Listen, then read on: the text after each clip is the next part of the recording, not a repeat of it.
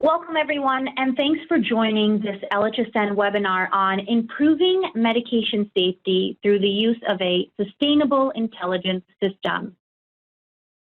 My name is Mary Helen Pombo, and I'm the Global Health Policy Fellow at the Center for Health Policy within Imperial College London, and I manage the Leading Health Systems Network program. For those of you who may be less familiar with our network, the LHSN is an international network of healthcare authorities that advances research and knowledge sharing to address critical health service challenges. We're based here at Imperial College and work in partnership with the World Innovation Summit for Health. And today, our speaker comes from one of our network member organizations, the New Zealand Waitemata District Health Board, and from the Bay of Water District Health Board. And at LHSN, we're especially pleased to be hosting this webinar in the run-up for the launch of the first World Patient Safety Day being held next month on the 17th of September. With LHSN's close work with the Imperial Patient Safety Translational Research Center, we're also pleased to be facilitating an exchange of promising practices across healthcare organizations to achieve the WHO's Medication Without Harm challenge. Before we get into this topic, though, just a word about social media. We welcome you to join today's conversation online via LinkedIn and Twitter. Our handle and hashtag for this event are available on the presentation slide. We also invite you to send along your questions throughout the presentation. Now, with that, I'll briefly introduce our speaker. Our speaker today is a systems thinker with a keen interest in improving patient health outcomes and patient experience through the use of intelligent information. Jerome Ng is lead advisor at the Waitemata District Health Board, clinical director of healthcare quality at the Bay of Plenty District Health Board, and honorary lecturer at the School of Population Health and School of Pharmacy at the University of Auckland in New Zealand. Overall, Jerome brings a strong background in patient safety improvement, informatics, and clinical governance. With these skill sets, he also serves on 2 national pharmacy boards and was appointed the New Zealand's Pharmacist of the Year and Health Roundtable Innovation Fellow. Jerome, thank you so much for joining us today. Thank you, Mary Helen. First of all, thank you very much for inviting me to come and speak with you. And the title really has Medication Safety Improved, Development of a Sustainable Health Intelligence System. Many of such projects are never done in isolation. So I think right at the outset, I do want to acknowledge various people that have really helped contributed to where we've got to so far. It certainly hasn't been an overnight journey.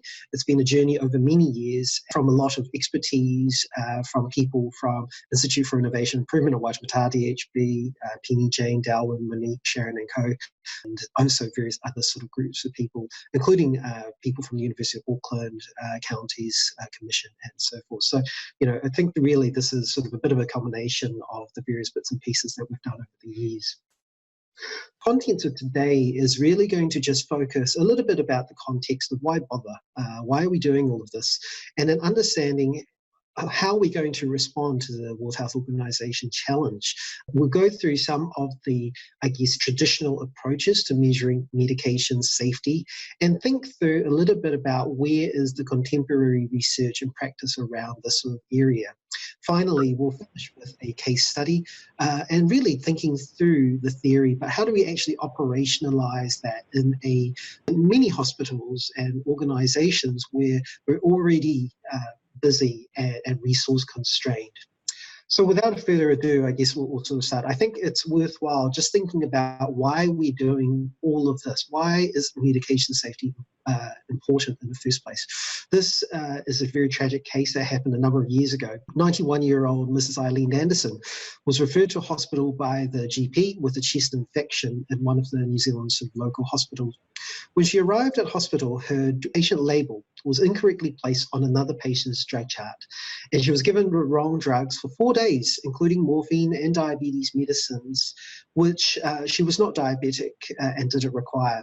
No one detected the error, even though Mrs. Anderson became more and more drowsy and confused, and eventually she died of aspiration pneumonia and multi-organ failure. The coroner reported that whilst the medication errors were not the cause of her death, it certainly contributed. The unfortunate thing with cases like these are that it is all too common. Even in the news, you often commonly see things like medication errors or iatrogenic injuries.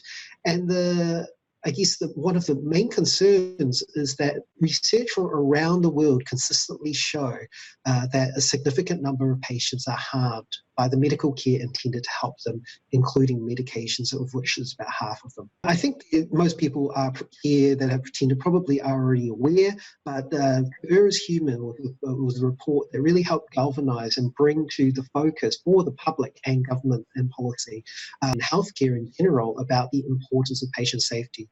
Certainly, there was a lot of work done even as early as 1950s, 1960s, identifying iatrogenic injuries.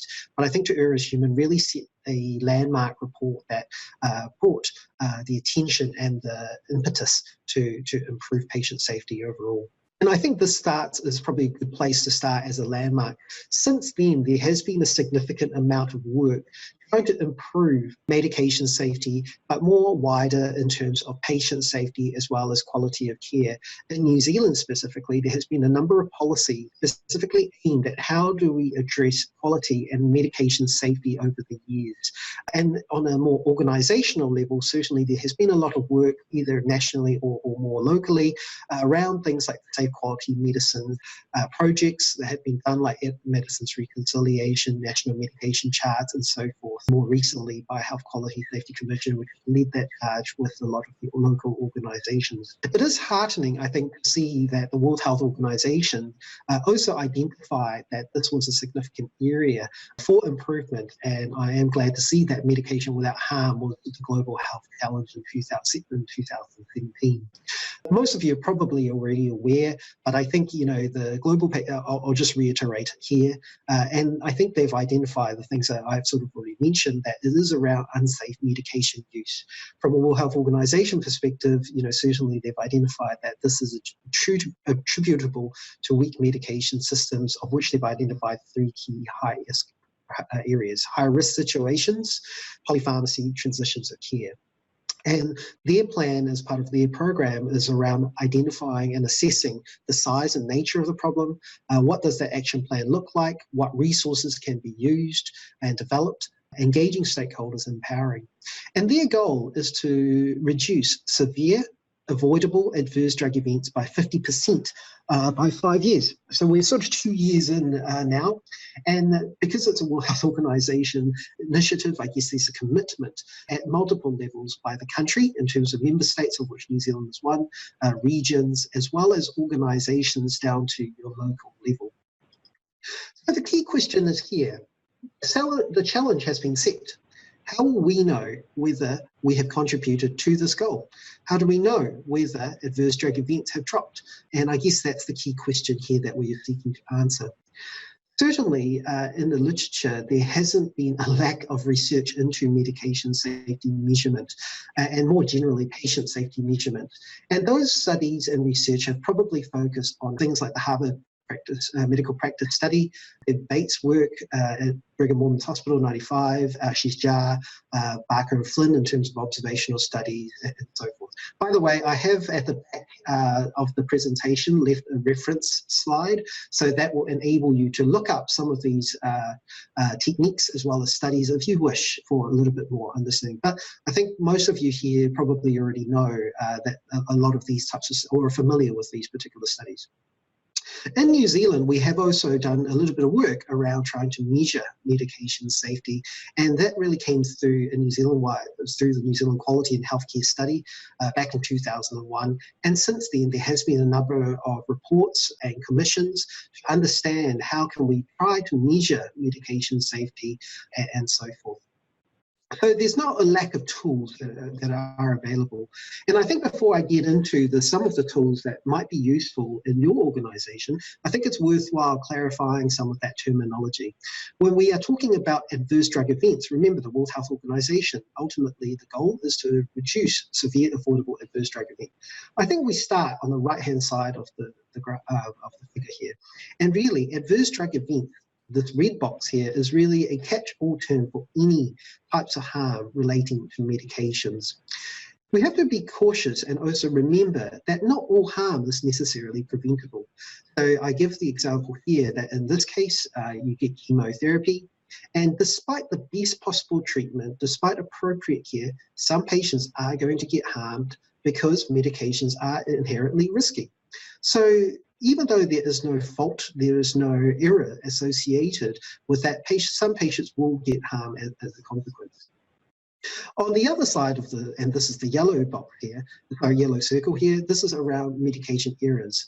These are things like giving the wrong drug, giving the wrong medications, and so forth to the wrong patient. These are errors. However, we do know that a lot of errors don't actually result in harm. You can see here the ones that do reach it are the preventable or the avoidable adverse drug effects. And I guess this is the sort of area that we are trying to target as set by the World Health Organization. And on the wider scale, you can get incidents in general, which are things that are not necessarily error, nor has it reached harm, but is just a catch-all term for any incident that may have occurred. And once you get an understanding of the various incidents, errors, and adverse drug events, you can then categorize it according to taxonomies and look at things like the seriousness, the type, the preventability, and so forth, to give you an aggregated result or an understanding of what does your incident, your error, your adverse drug event, sort of both magnitude as well as characteristics of your particular organization, region, or country. With that out of the way, and we all have a shared understanding of what we mean by an adverse drug event, error, and incident, I think we can now go into thinking about what might be some of the techniques that or detection approaches that you might use in your organization to try to capture. I think most hospitals, most organizations, including primary care, will probably have some sort of an incident reporting system. Again, although a lot of this work has already been discussed in research and extensively described, so that is why I'm not going to go too much into it, but I have left some of the key papers to describe the techniques here, so that you can go back to the reference page and have a look through those if that is something that might be useful for your organization. But let's just briefly talk about each of the techniques. One is incident reporting. This is your general, you've got a database to try to capture any particular incident that people report. And reporting can be multiple ways. In some countries, it's mandatory that if you have some kind of adverse event or errors based, you have to mandatorily report it. And these are predominantly still manual. You can do it via solicitors. So you go out actively trying to look for incidents, by which then you can complete that in a relatively simple paper-based or database. But most of the time, it's going to be voluntary. So as people identify them, let's say a nurse was up on the ward and identified that the wrong medication got dispensed by the pharmacy, they might put in an incident report to indicate that something untoward had occurred. Even though no harm had occurred, the error was picked up, is still, I guess, a good thing that's being reported. The other approach is a medical chart review, and inclusive with this, I add bigger tools. This is probably the most well-known type of approach towards measuring or identifying harm, and a lot of the landmark studies, like the Harvard Medical Practice Study, like the New Zealand Quality Healthcare Study, utilize this approach. And there's a number of ways or techniques around this medical chart review. One, this is the typical landmark type work around retrospective, implicit, and manual. What this means is that patients, as they get admitted, they get discharged out of hospital, these notes might then be retrospectively viewed and reviewed to look for adverse drug events and errors that may have occurred, which were documented within the notes. And this approach is called an implicit. It usually utilizes a panel, let's say 2 to 3 people, comprising of, let's say, a pharmacist, a doctor, or a nurse, to review the notes to look for potential errors and harms that may have occurred. So it's implicit. It's based on their knowledge and implicit knowledge of what good care looks like to identify some of those errors and harm, and they might come to a consensus. So this is the majority of the approaches that has been used in landmark studies so far. Bates & Co. looked also at things like prospective approach. So that might be that patients are actually still on the ward, but you go, whilst they're in the ward, review their notes. Again, you look for adverse drug events or errors, and then you record them. So this is a prospective approach. Both of them still largely manual. More recently, or not so recently anymore, but it is around that trigger tool approach. Remember, both these techniques that I've so far talked about is utilising clinical knowledge of the people that are reviewing it to determine whether an error or harm has occurred. A trigger tool uses a much more explicit approach. So there are specific triggers, let's say 20-odd triggers, that one would review specifically for and explicitly to determine whether an adverse drug event may have occurred. So just to give you an example, something like naloxone being present in the medication chart is a trigger to suggest that potentially opioid-related sedation has occurred.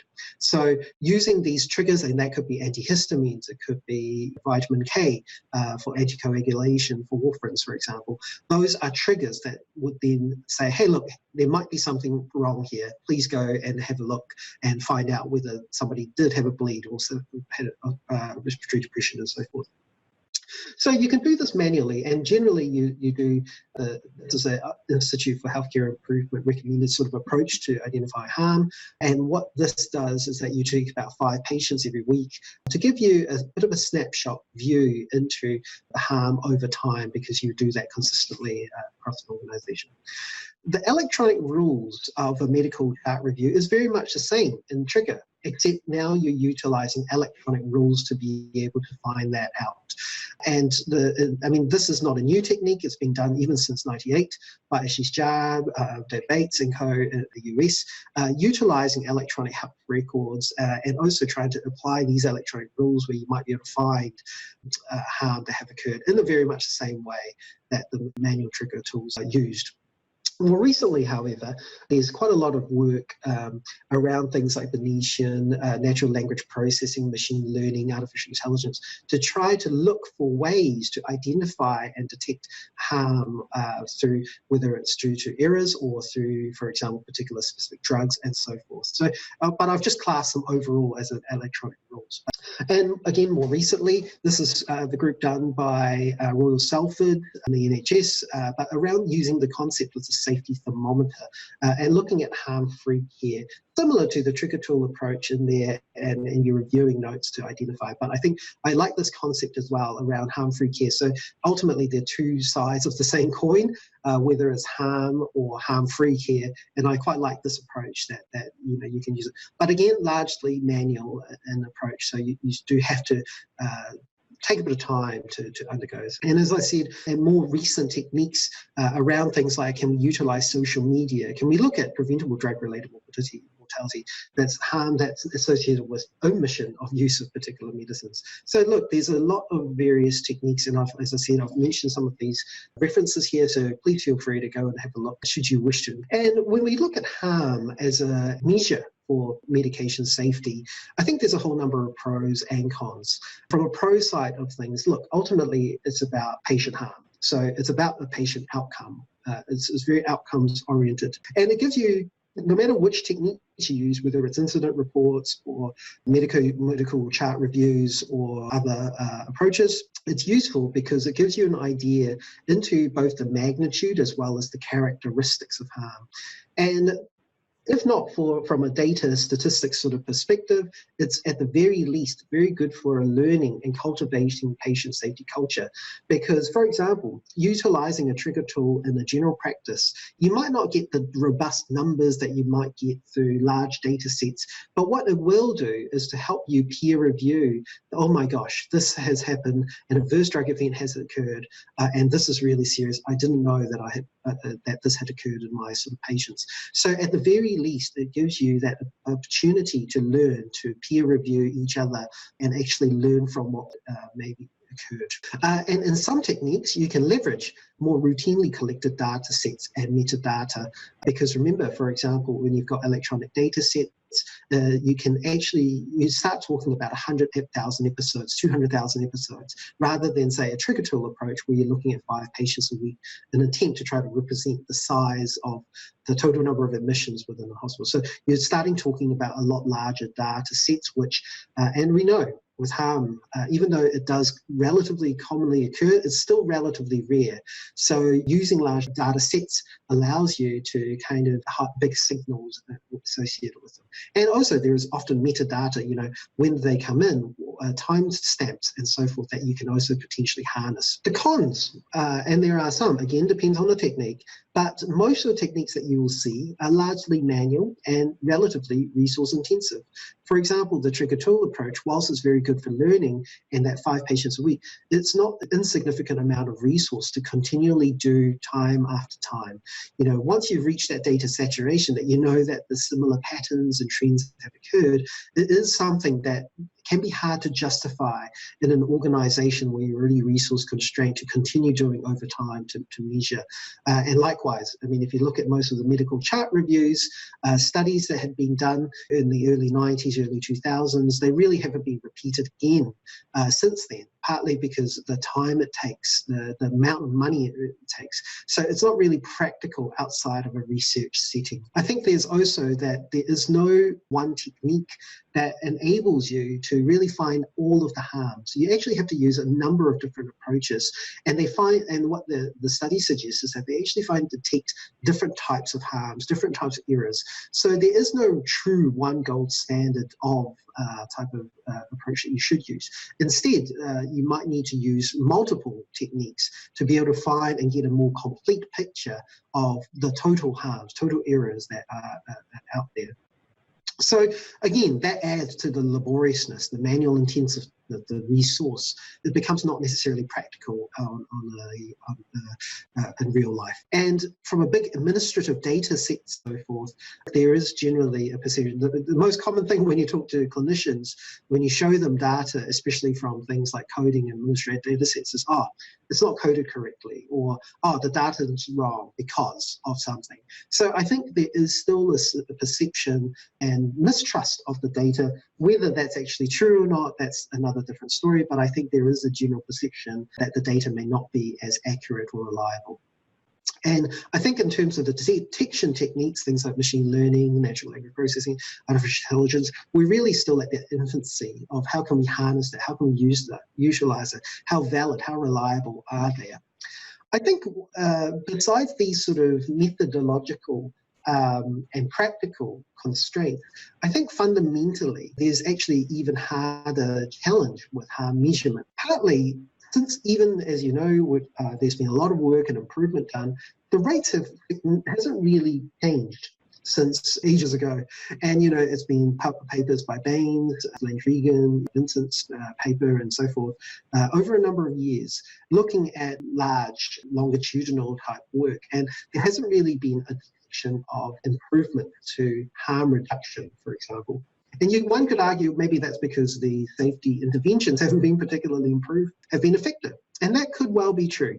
But I think actually, and others have also written extensively around this, is that it probably means that harm as a measurement may not actually be a metric, as ideal of a metric for medication safety improvement as what we used to think. And certainly I think in the literature we recognise that now safety means much more than the absence of harm. Just like when we think about health, it's more than the absence of disease. Certainly, don't get me wrong, I think patient outcomes and harm is still a very important metric that we need to use and we need to be able to measure and continuously look at over time. However, they cannot be your one single metric to justify safety and whether it's improved. And actually, our research suggests that when we look at safety, yes, outcome is an important part. But if staff are not particularly competent, even if no errors, no harm occurs, well, that's not necessarily safe if it's not as good as it should be. If they are not utilising good value of money, for example, the money that's spent on safety is not getting good results out of that, well, then that's actually wasted. And again, that's probably not safe because we could have used that money to go, let's say, buy a new MRI machine, let's say. What's the value and utility that we can get out of those? If it's not bad lighting, well, even if no errors occur, it's still not necessarily safe. If there's poor culture where there's hierarchical components and so forth, and poor teamwork, people don't speak up, even if no harm or error occurs, well, that's not necessarily safe because the patient doesn't feel safe, the staff aren't feeling safe. So I think it's just being cognizant that when we think about safety measurement, that actually we need to look, and when we ask the questions, are patients safer today than they were before? Certainly harm is important still as a way of measuring, but we also need to take a multidimensional approach to measuring safety over time. So In light of that, what are some of the things that we do? For example, clinical pharmacy intervention. For the pharmacists out there, I think most people are probably aware. Generally, in hospital, you have a pharmacist. Let's say there was an error or that as they review their medications, they identify that this is a 10 times overdose of medication. A pharmacist might intervene. And then they'll talk with the doctor, they'll talk with the nurse, and then get that medication changed, the prescription and so forth. These interventions can be captured and serve as a proxy or indication of, for example, the types of prescribing errors that might have occurred in practice. And these are very useful because they give you a really good view of, I think, where the contribution of pharmacists, but also, I think, around the errors that they may identify as part of jury care. There are other techniques. There are references here, should you wish to go and find out, but there are also other tools, like observational tools, like administration errors. Someone literally sort of goes with, say, a nurse while they are administering medications, observes, checks whether they've done double checking of medications, check the label and so forth, and they would observationally identify potential errors that occurred.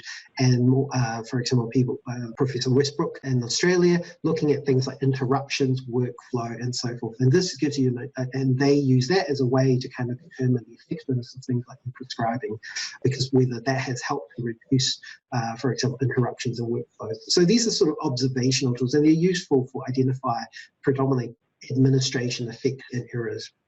And there are other data sets. More recently, there's things like overrides and alerts, how often clinical decision supports are turned off or ignored, or et cetera, that you can potentially utilize those, as well as patterns of medicines use and appropriateness. So again, these are not necessarily new. So I guess at this point, it's probably worthwhile having a think about, we started off with saying, how can we make it a sustainable intelligent system? I think I'm in a unique position at the moment where I work for 2 district health boards. On the one hand, on the left of the Bay of Plenty District Health Board, we serve a sort of smaller population with only about 500 odd beds. The systems are generally paper-based, so we still use the paper national medication chart and so forth, and typical of probably most hospitals around the world. Certainly there are, electronic hospitals and so forth, but generally, I think whilst we're moving towards electronic systems, a lot of hospitals in the world probably are still largely manual, and this is probably very similar to where we are at Bay of Plenty. In contrast, you have somewhere like Waitemata District Health Board, with about 1,000 beds. It's a metro area, and it has much, much more electronic systems, electronic prescribing, electronic vital signs, with getting things like iPads for engagement units, patient engagement units, e-orders, and so forth. So this is really, I think, on a spectrum that you've got the different electronic systems. What this is important for from a medication safety measurement perspective, I think, is around the harnessing and the availability of data sets that could potentially be used. But I think it sets a good outline, and I think that there are actually sufficient data sets that enable you to measure medication safety to a certain extent, regardless of whereabouts what sort of end of the spectrum that you sit at. If you have a fully integrated electronic health record, great. That means that you've got much, much more data, rich data that you can pull and harvest. But if you don't, well, actually, it's not that you can't do anything either. There is things that you can do. And I guess I'll talk a bit about some of that. Let's talk about Waitemata, because I think we really gone on that journey over time as well. We never, it wasn't always that we had electronic data sets and electronic systems to begin with. So I think it's a worthwhile sort of look at the history. And whilst I go through that, I think I'll highlight some of the things that could be done. And I mean, I've just recently started at Bay of Plenty, for example. So perhaps some of the things that we can use now without having such electronic systems in place. But at a more local level, there has been quite a lot of work done to try to improve medication safety. There was already kind of strong governance. I mean, the national sort of safe quality use of medicines really started, I think, by Waitemata at the time in the early 2000s. And then since then, they were putting in things like automated dispensing cabinets for PICSs in the first place. This is David, one of our key clinical champions around leading electronic medicines management, and really putting into place starting 1 ward, 2 wards, 5 wards of electronic prescribing. And more recently, around 2018, getting into e-vitals and e-prescribing and administration, and more recently into as I said, iPad engagement units for patients up on the wards. So, you know, that journey, I mean, gosh, that was 2010 on. It's almost a decade ago that we started building that culture, but also that technical ability. And really, I think because of that, when we're talking about measuring medication safety, we never had a lot of those new data sets until more recently or used it. But what we did have at the time was probably quite similar to what a lot of other hospitals have. You know, we had interventions data that clinical pharmacists did keep track of using databases and so forth. We did have an incident data reporting system. We use RiskPro, and in some of your other countries, you might have ATIX or RL6 or whatever. Not so much about the database, it's just that it's an incident reporting and capture system of some kind.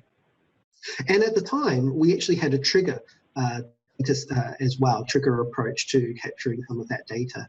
And whilst I put this in here into coding, but we've had coding for a number of years, as with most hospitals, but it's something that we maybe have not harnessed or used as well as we should. And this is just a data sort of model, acknowledged category DHB around some of the work that we've been sort of talking about, and just to kind of highlight how, and this will become useful when I think when we talk about the new electronic data set. But really, we took what we've got, and then we kind of try to find out exactly what were the size of the harm, if we know what it is, or at the very least, what are the themes of harm. Because why are we doing measurement in the first place? It's really to identify harms so that with a view to improve. You know, what's the point of measuring for measurement's sake? Otherwise, we just end up hitting the target, missing the point. So really, we want to take and understand what data we've got and to enable us to inform more precise improvement and be able to track whether those improvement and interventions are effective over time. And to a certain extent, you know, an instant intervention databases and trigger tools allow us to do some of that already. Yes, it's a bit of a more of a blunt tool, but it's good enough probably for those hospitals or organizations that don't necessarily have those rich data sets. It's about what you do with the data that's probably more important. We know from incidents, it's very hard to get a quantifiable baseline rate, because just because you have 10 reports this month and 20 the next, does that mean that safety has worsened? No, it means that probably we've had better reporting. And, you know, yes, maybe safety has indeed worsened, but it's very hard to be able to interpret that. But I don't think you can utilize that as your, in the sense of a quantifiable rate. But certainly, getting the themes out of that gives you an indication of the key high-risk medicines that occur, what type of problems you're getting, and so forth, and what are some of the contributory factors. Communication, whether it's a workload thing, whether it's whatever.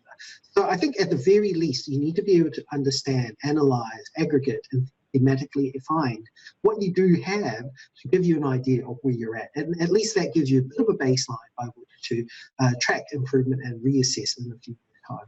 Intervention databases, most hospitals, most organizations probably have this already. But the problem is, are we using it? The answer is probably not as well as we should. So again, you could do very similar things. Again, this is really another incident reporting system. It's just by clinical pharmacists specifically. And really, you can't probably get a quantifiable baseline rate. You can try to apply some denominators, but generally, again, it's, I think, much more useful is a thematic analysis to understand what the problems are by types, by factors, and so forth. Tool does give you a trigger denominator because you are doing 5 patients a week. So with that sort of type of work, we identified about 24% of our admissions or hospitalizations had some degree of harm. And this was adverse drug events, but also other. And really that is quite consistent with studies done by Rosett, done by Mary Seddon and co.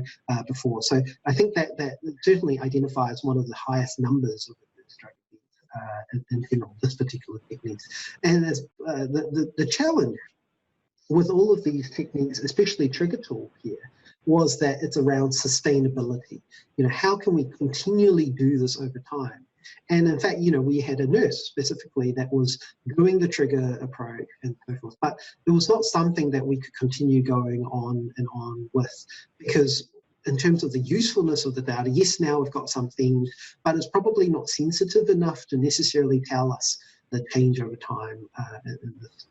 So what we had to look for another approach. And I guess this is the approach that we sort of learned more about because, and for those that are not familiar, I'll just briefly go through. This is a technique we call coding surveillance. And as you know, as a patient gets admitted into hospital, medical records are written, medication charts are prescribed and so forth. And when they leave, these the clinical notes are coded. And they utilize around the world ICD coding, or International Classification of Disease, currently 10th edition. And what is coded or categorized within that data is primary diagnosis. So let's say if somebody had a hip fracture, their primary diagnosis might be a hip fracture. But whilst they're in hospital, they're also diabetic, so we treated diabetes, we treated their cholesterol, we treated their, heart failure. So these are secondary diagnosis codes that we're actively treating for. So not necessarily related to the primary, but certainly, what other comorbidities they might have. We will also code, let's say they had a repair or whatever, we would also code the procedure that they may have received while they were in hospital. And there are also additional cause codes, which gives you an idea of some of the things that maybe have occurred whilst they were in hospital. So in this example, vomiting from opioids given in ward. Vomiting, you'll get a diagnosis code, so R44, and then because it was due to opioids, you get an external cause code called Y45. So it indicates, especially when they're next to each other, that there was probably some kind of harm due to an opioid that had happened. Because it also gets coded, each of these primary, secondary, and external cause codes, secondary codes, get a condition onset flag, one being occurred in hospital and two originating outside of hospital. We can actually start looking at where this adverse drug event may have occurred. So going back to the opioids example, because this was given whilst in the ward, the condition onset flag for the vomiting occurred inside hospital, the diagnosis manifestation code, and the external cause code, Y450F1. So this gives you an ability to kind of have a look at and remember, instead of trigger tools and so forth, we're looking at 5 patients a week, or 20 a month. When we look at all coding data, in TAR, for example, we would get about 6,000 episodes every month, a lot larger numbers that we can now start combing for. And there are other codes like megaloblastic anemia from methotrexate. There's a specific diagnosis code specifically for that. What this says is that it's occurred outside of hospital. So there are certainly some pros and cons, some of the things I've alluded to with this technique already. So, for example, from a cons perspective, don't necessarily trust the data because they'll say coding is incorrect, there are problems associated with it, it's severely undercoded. But there is also that this particular technique doesn't tell us about the false negative. And certainly, what this technique shows us is that there is an underestimation. So using this particular technique, you get about a 5% of all hospitalizations have some kind of adverse drug event. In contrast, when you look at a retrospective review, remember that's the traditional medical record review, you look for about 2 to 3% versus a trigger approach, which finds about 24%. So certainly, the numbers are not as high as the trigger. So trigger will find more. But I think they also find different ones. However, there are quite a number of pros of coding surveillance. One is that even though we just talked about the fact that some people don't find it particularly trusting of that data, what we have found with a study that we published a couple of years ago now is that actually it probably is true. But if it's coded, it probably is true for the adverse drug event.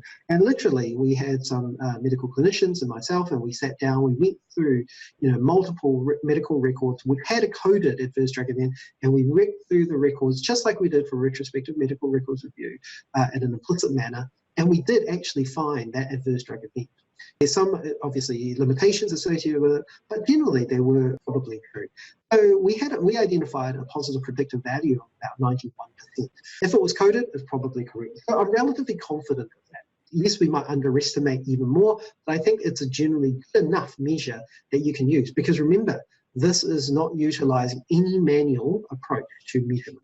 Right? So it is definitely sustainable because the data has already been routinely collected and it's in your systems already. So it's about extracting it and making sense of it.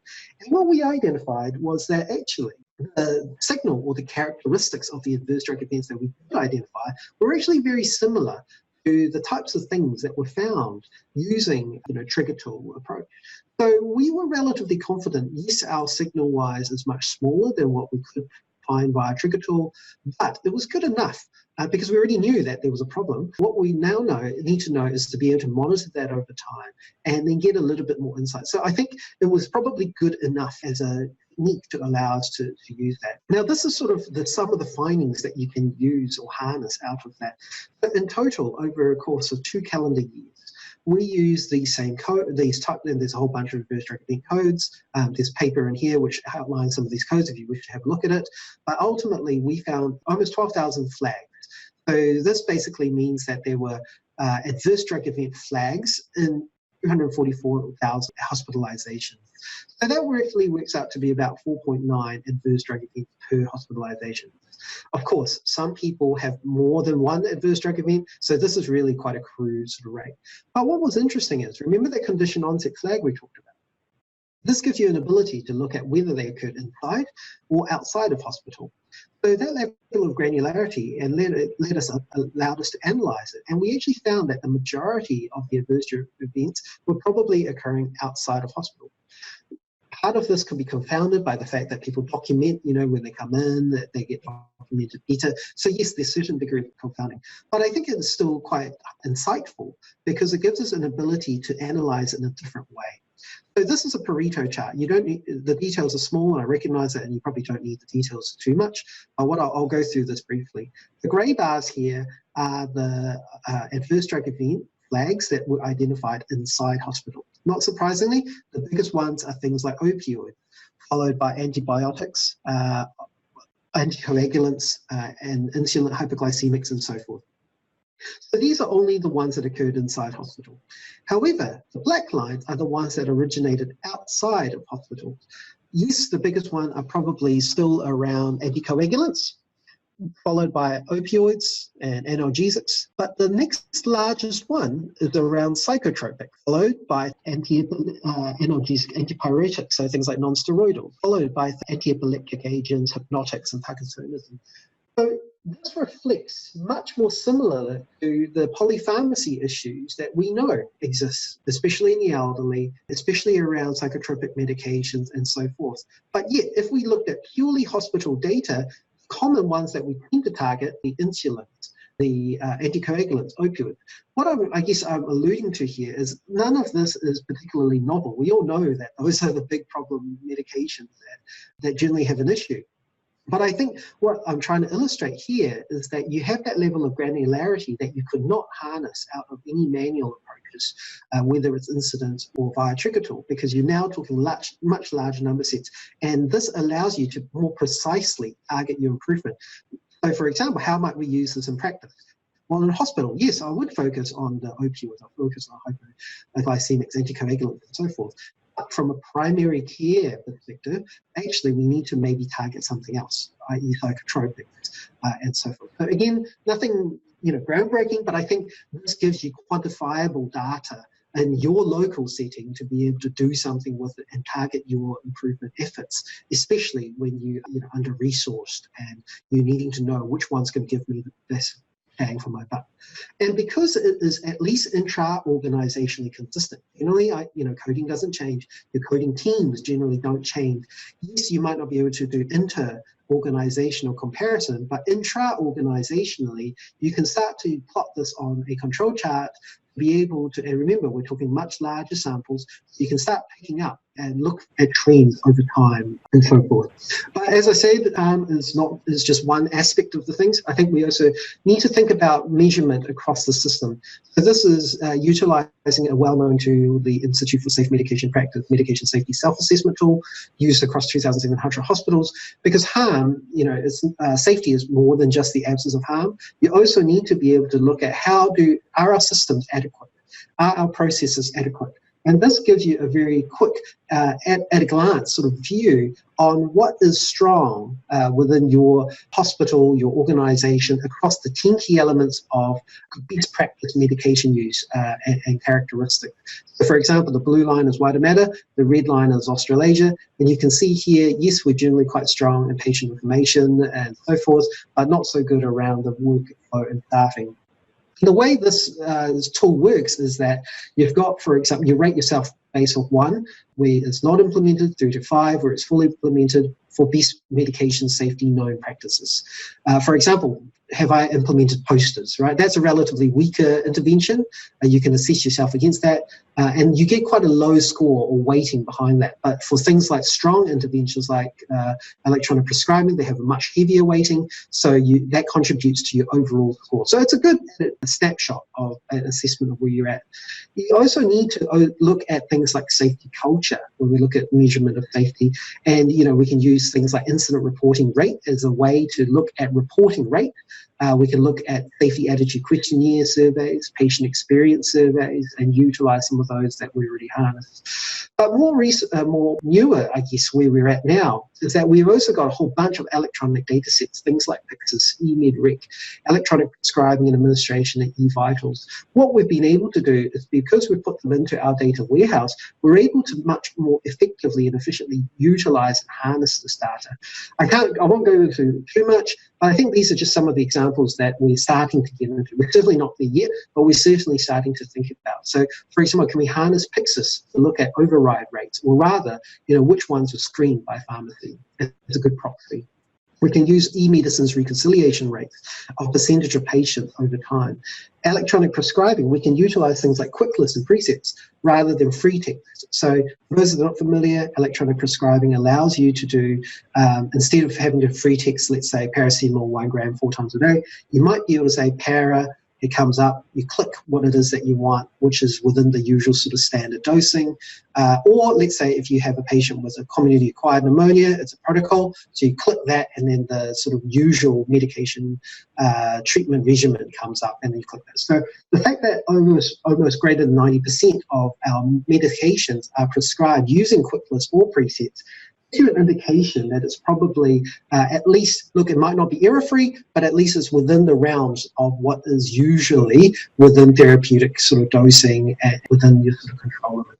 And more recently, this was a piece of work done by Darwin, one of our head of analytics, but utilizing electronic prescribing and administration data, starting to map, well, what time are medications being administered? The dark blue line that you might be hard to see is the doses that are missed. So this gives you an ability to start looking down into administrative data, missed doses and so forth that previously you had to manually do using observational review. And more recently, we're starting to learn and do much more data around that.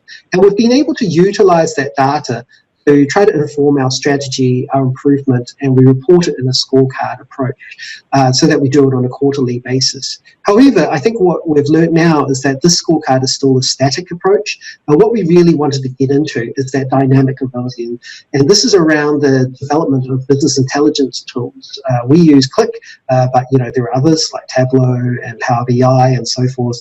But really, it's not about the tool; it's about how we engage with people to use it. And this is sort of the sample of what it is that we've got within our. Welcome to come and have a look at Waitemata DHB, but I guess this is really where we're starting to utilize our electronic data. We're still very much in the early stages of building what that Click looks like and what we should have within that, but at the moment what we've been concentrating on is the conceptual nature. If we get this right, a lot of the typical medication-related queries will probably be able, you just need to plug in a different variable. But the most common types of questions are things like how many adverse drug events occurred, where do they occur, how many percentage of patients are on drug, let's say opioid. So we've been able to take that data to be able to start pulling some of that and actually putting it into data, which allows us to interactively change the dynamics to get a real sort of quick view into exploration. We can utilize it for ongoing metrics. So for example, this is a national metric, percentage of patients on opioids monitored for sedation. So we're now being able to integrate things like the eVitals data, electronic vital signs data, alongside our electronic prescribing data to try to get our numbers straight away. So hopefully we'll be able to just report these on an ongoing basis without any information analyst having to manually do that. And also things like percentage of patients with adverse drug with MedRec and so forth. So where have we up to? I guess we've sort of been able to now utilise all of this sets of data to help us determine whether we've met our metrics and deliverables over time. And I think we're still very much at the early stages. You know, we worked through, it wasn't so much the development of any tool.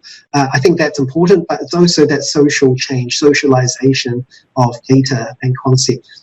And we're really wanting to next get into things like and this is a great piece of work done by Commission, I think, looking into Atlas of Care Variation, primary care data. You know, so far we've talked about hospital data, but I think there's certainly a lot more promise for hospital data. And, you know, we're certainly, I think, much more places to go, but we're still in the crude data rates. Where we need to get into is the multivariate analysis, risk adjustment, getting into the electronic and real time and sort of decision-driven health sort of concept. So, sorry, we've talked quite extensively and quite broadly, but I think, you know, even whether you're in a hospital or organisation where there are limited electronic sources, or you don't, I think use what you've got, canvas that landscape, use routinely collected data. I think we're possible because, look, you're better off spending that money on collecting a lot of data and not using it on actually. And finally, I think always keep remembering, why are we measuring? We're measuring to inform improvement. So thank you. Mary, by the way, these are the references should you want to have a look at those and come back to it. Jerome, thank you so much for sharing your work with us and leaving our network with valuable insights from concrete organizational experiences in New Zealand. I know that many organizations are asking themselves how best they can collect and use their data. So thank you again for that. At this point, I'll open the floor to questions. And as a reminder, you can use the chat function by typing your questions into the question box in the control panel or using the raise hand function to pose a live question. We welcome your questions, comments, and your reflections along with your name and affiliation if possible. Now, to start our Q&A session, we have a question here about the Safety Attitudes Questionnaire. The question is, what's your experience, Jerome, with the SAQ, and have you found any interesting trends while integrating it with existing medication safety data? Yep. So with the safety attitude questionnaire, I guess it's worthwhile just highlighting that there's a lot of different types of ways you can measure safety culture. The safety attitude questionnaire is but one tool, but what the benefit of that tool, say versus MAPSAF or Manchester Patient Safety Frameworks and other sort of safety culture measurements tools, is that it's quantifiable. So it gives you a percentage number to kind of actually hang off. And whilst, you know, some would argue that's kind of trying to pigeon it or make it too simple, it is a useful, because it's always good to have a number by which you can then track. So we didn't specifically utilize it from a medication safety perspective. However, I think, and that's, I think, where we have to be, you know, harness what you've already got. So we really have a wider safety measurement sort of approach in terms of looking at utilizing that data within, say, a specific service or a specific ward or a specific division. So we were really trying to utilize that to get a feel for the safety of medications specifically. So we didn't try to repeat another medication safety specific safety attitude questionnaire, for example. We used the wider sort of tool. Otherwise, you're going to over-survey people as well, and they get into survey fatigue and all of this sort of stuff. And then it becomes a bit of a, you know, hit the target, miss the point sort of concept where they instinctively know what the right answer is, or they'll deliberately game the data. So I think harness what other, medication safety should not be too much effort. You know, you should try to use what other surveys, results, data, and try to interpret how that applies to medication safety rather than always just focusing on medication specifically.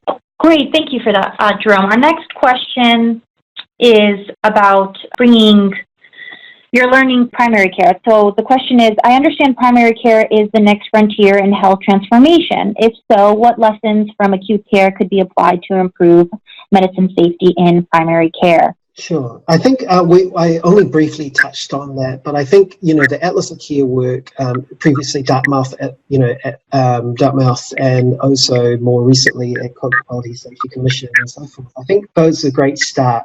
What it's harnessing is things like the community dispensing data sets. And we're talking large numbers. So in New Zealand, it's called Farmhouse. And I think that gives us an opportunity to start looking at patterns of medicines use, especially when we can start integrating it with other data sets. So just to give an example, opioids, what you can do now is to match the dispensing data with the time of which they were discharged. So, for example, opioids use within 8 days of a patient being discharged from hospital. What that gives you an indication of, whilst not, completely reliable necessarily, but I think it gives you an idea that what might be the medicines that are being prescribed or dispensed from the hospital, or sorry, rather prescribed from the hospital that are picked up in the community. So it gets into that primary care. And actually, it's interesting because in New Zealand anyway, primary care, actually 100% of GPs have electronic medical records. They actually record a lot of stuff electronically. Whereas in hospital, only a handful of hospitals actually have electronic health records. And I think that there's a lot of opportunities to use things like recodes, just like we would do with coding data, to identify some of these potential harms that have occurred.